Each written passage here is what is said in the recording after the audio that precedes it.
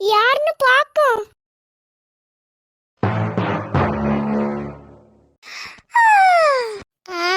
என்னப்பா வீட்டுக்குள்ள இவ்வளோ சேர் அடிக்கி போட்டிருக்கீங்க? டிம்பு, நீ எப்படில இதுக்குள்ள இருந்த?